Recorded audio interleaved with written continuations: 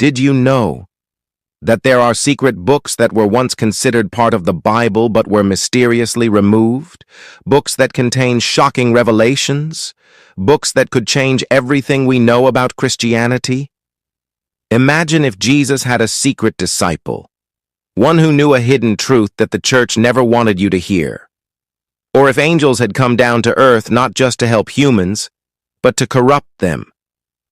What if I told you that some of these lost scriptures even describe an alternate version of heaven and hell, one where God's true nature is questioned?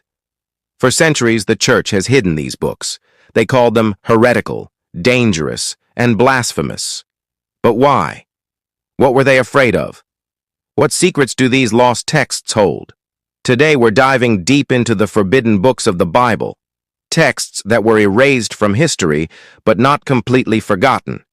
Because once you know what's inside them, you'll never look at the Bible the same way again. Music builds, dramatic pause. The first book on our list? The Gospel of Judas, a book that flips the entire story of Jesus' betrayal upside down. Yes, Judas Iscariot, the man who is seen as the ultimate traitor, may not have been a villain at all. According to this gospel, Judas was actually Jesus' closest and most trusted disciple. And his betrayal? It wasn't a betrayal at all. It was part of a divine plan, a secret mission given to him by Jesus himself. But if that's true, why did the church erase this gospel? What else does it reveal? Let's find out. The Gospel of Judas was discovered in the 1970s in Egypt, hidden in a cave for nearly 1,700 years. This text, written in Coptic, presents an alternate version of Jesus' final days. Unlike the Bible we know today, where Judas is seen as a traitor who sells out Jesus for 30 pieces of silver, this gospel claims that Judas was actually obeying Jesus' orders. Yes. According to this lost text, Jesus wanted Judas to hand him over. "You will exceed all of them," Jesus says to Judas in this gospel, "for you will sacrifice the man that clothes me." But wait, what does that mean? Sacrifice the man that clothes me? Is Jesus saying that his physical body is just a shell? That Judas isn't really betraying him, but helping him escape the limitations of human flesh? And if that's true, did Jesus want to die? This gospel completely rewrites the way we see Judas, Jesus, and even the crucifixion itself. But the church declared it heretical, banned it, and tried to erase it from history. Why? What were they afraid of? Maybe they didn't want people to question the version of events they had already accepted. Maybe they feared that if people started believing that Judas was a hero, the entire foundation of Christianity would start to crack. But that's just the beginning. Because there's another forbidden book, a book even older, even more dangerous. A book that talks about giant supernatural beings, fallen angels, and a hidden war between heaven and earth. A book called the Book of Enoch. The Book of Enoch is one of the most mysterious and controversial texts ever written. It was so powerful, so shocking, that it was completely removed from the Bible. But why? What did it say? "And the angels took wives among the daughters of men, and they bore to them mighty giants, great in stature and full of wickedness." Yes, this book talks about the Nephilim, giant hybrid beings born from the union of fallen angels and human women. According to this lost scripture, angels, known as the Watchers, descended to earth, taught humans forbidden knowledge, and then sinned by mating with them. And their offspring? Monstrous superhuman giants that nearly destroyed the earth. But here's where it gets even crazier. This book suggests that the Great Flood, the one that wiped out nearly all life on earth, wasn't just a random act of divine punishment. It was a targeted event to destroy the Nephilim, erase their bloodline, and cleanse the earth of the corruption brought by these fallen angels. Think about that. What if Noah's Ark wasn't just about saving humanity, but about wiping out a hidden race of supernatural beings that had taken over the world? And here's where things take an even darker turn. Because real-life archaeologists have discovered massive skeletons in different parts of the world. Some of them measure up to 36 feet tall. Yes, you heard that right, 36 feet. Could these remains be proof that the Nephilim were real? If so, why doesn't the church talk about them? Why were these stories erased from the Bible? And if fallen angels once walked the earth, could they still be here today? But before we answer that, we need to look at one last forbidden book, a book that contains some of the most dangerous teachings ever written, a book that claims you don't need a church, you don't need priests, and you don't even need religious laws to find God, a book that was banned because it taught that divine power is inside you. This is the Gospel of Thomas. The Gospel of Thomas is unlike any other book in the Bible. It's not a story. It doesn't have a narrative. Instead, it's just a list of 114 secret sayings, words that Jesus supposedly spoke in private only to his closest followers. And some of these sayings are mind-blowing. One of the most famous? The kingdom of God is inside you and all around you, not in temples made of wood and stone. Split a piece of wood, and I am there. Lift a stone, and you will find me. This completely destroys the idea that people need churches, priests, or religious leaders to connect with God. Instead, it suggests that God is already within us, everywhere, in everything. No need for churches, no need for an institution to control your faith. Could this be why the church rejected this book? Because if people started believing this, they wouldn't need organized religion anymore? Think about it. The Gospel of Judas changes the story of Jesus' betrayal. The Book of Enoch reveals a hidden race of giants and fallen angels. The Gospel of Thomas suggests that God is inside you. No wonder these books were banned. But now that you know the truth, what do you believe? What else have they been hiding? But here's where things get even more disturbing. What if I told you that these forbidden books weren't just banned? They were hunted down, destroyed, buried so deep that the world almost forgot they ever existed. And yet, some copies survived. Imagine ancient monks secretly copying these texts in candlelit caves, knowing that if they were caught, they would be burned alive for heresy. Imagine entire libraries filled with secret knowledge, set on fire by religious authorities who feared what these books could reveal. This isn't a conspiracy theory. This is historical fact. And if these books were so dangerous, doesn't that make you wonder what else was hidden? Because what we've covered so far is just the beginning.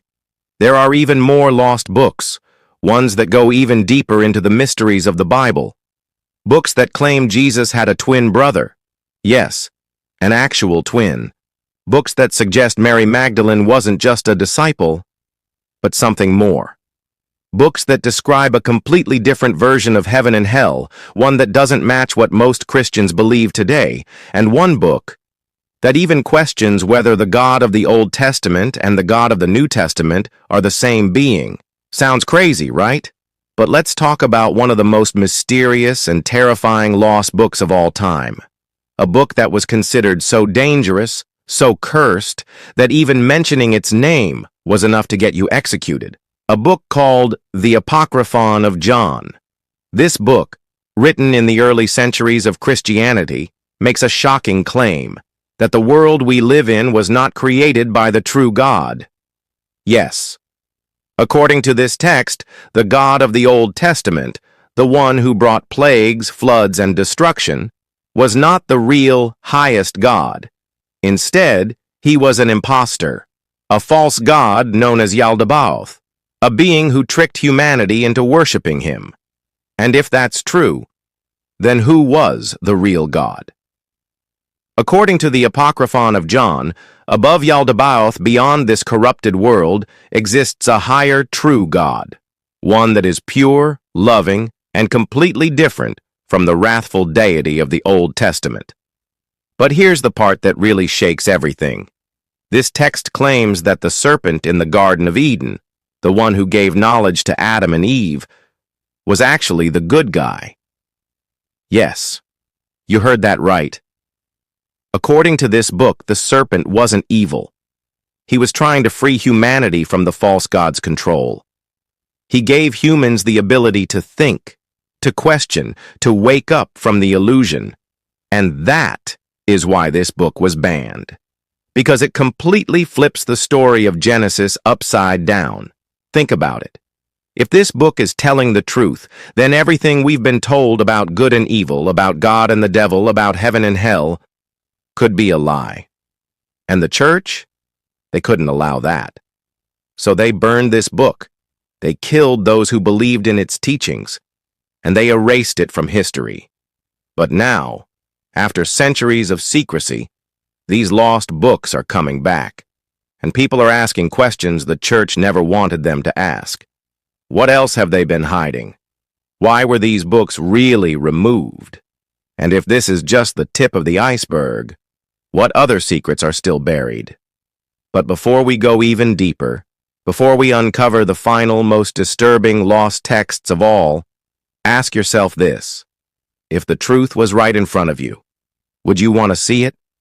They say that history is written by the victors. But what if the true history of the Bible was rewritten? Not to reveal the truth, but to hide it. Because we've only scratched the surface of the forbidden books. There's one more, one that is so controversial, so explosive, that even today, many religious leaders refuse to acknowledge it. A book that suggests Jesus was not divine, but a mortal man who achieved enlightenment through secret knowledge. This book is called the Gospel of Mary Magdalene, and if it's true, it changes everything. You've probably heard of Mary Magdalene. In modern Christianity, she's often described as a repentant sinner, a woman with a troubled past who became one of Jesus' followers. But what if that story was completely fabricated? Because the Gospel of Mary tells a different story, one where Mary Magdalene isn't just a disciple. She's Jesus' most trusted follower, and maybe something even more. According to this lost text, after Jesus' resurrection, he didn't appear to Peter or John or any of the other disciples first. He appeared to Mary. And not only that, he gave her special knowledge. This secret knowledge, known as gnosis, was a deeper, more mystical understanding of God and the universe. Jesus taught Mary something the other disciples weren't ready to hear. And when Mary tried to share this knowledge with the other apostles, they rejected her. Peter, the so-called rock of the church, was furious. He refused to believe that Jesus would reveal his greatest teachings to a woman instead of him. And what happened next? The Gospel of Mary, like all the other forbidden books, was erased from history. Think about that. For centuries, Christians have been told that Peter was the chosen leader of the faith, that he was the foundation of the church. But what if the real leader, the one Jesus trusted the most, was Mary Magdalene? What if Christianity was meant to be something completely different from what it became? And what if the church knew this and deliberately buried the truth? But wait, it gets even crazier. Because hidden deep in ancient texts is another mind-blowing claim, one that scholars have debated for centuries. Some texts suggest that Mary Magdalene wasn't just Jesus' favorite disciple, she was his wife. Yes, some believe that Jesus and Mary were married and that they may have even had children. And if that's true, that means the bloodline of Jesus could still exist today. Imagine what that would mean. What if the church has spent 2,000 years hiding not just lost books, but an entire lost lineage? And if you think that's wild, wait until you hear about the Black Jesus. Because buried in forgotten scriptures are stories of a Jesus that doesn't look anything like the one we see in paintings today. A Jesus that isn't the pale European figure we've been shown, but something entirely different. A Jesus that might just rewrite everything we think we know about history, race, and the origins of Christianity itself. But before we go any further, ask yourself this. If the truth was hidden for centuries, If entire books of the Bible were erased, if the church went to such extreme lengths to control the story, what else have they been lying about? They say the truth will set you free. But what if the truth has been locked away for thousands of years? Because if you thought the lost books of the Bible were shocking, wait until you hear this. Buried in ancient texts, hidden beneath layers of rewritten history, is a story that few dare to talk about. The story of Black Jesus. For centuries, Western art has shown Jesus as a pale-skinned man with light brown hair and blue eyes. But here's the problem. That's not historically accurate. According to biblical descriptions, historical evidence, and ancient accounts, Jesus was likely a dark-skinned Middle Eastern man, closer in appearance to the people of North Africa than to the European image we've been given. And it doesn't stop there. Because some ancient texts, especially in Ethiopia, one of the earliest Christian civilizations, describe Jesus as having skin as dark as burned bronze and hair like wool. Sound familiar? This description isn't just found in Ethiopian scriptures. It matches a passage in the Book of Revelation. His head and his hair were white like wool, as white as snow, and his eyes were like blazing fire. His feet were like bronze glowing in a furnace, and his voice was like the sound of rushing waters. Revelation 1:14-15. Let that sink in. If Jesus was a dark-skinned man, then why was his image changed? Who decided that the world should see a white Jesus instead? And more importantly, why? Because here's the most disturbing part. Some scholars believe that the European image of Jesus was deliberately created to erase his true identity, to make Christianity fit into a Eurocentric worldview, to justify colonialism, and to rewrite history in a way that benefited those in power. But the truth? The truth was hidden in plain sight. Ancient African and Middle Eastern texts, long ignored by Western historians, describe a radically different Jesus. A Jesus who was not just a teacher, but a revolutionary. A Jesus who stood against empires, against corrupt rulers, against oppression itself. A Jesus who was dangerous, not just because of what he preached, but because of who he was. And if that Jesus had been recognized, if the world had been told the truth from the beginning, history might have been very, very different. But now, as more and more lost texts come to light, as people begin to question the stories they've been told, the truth is finally breaking free, and the question is no longer what was hidden. The question is, what happens now that we know?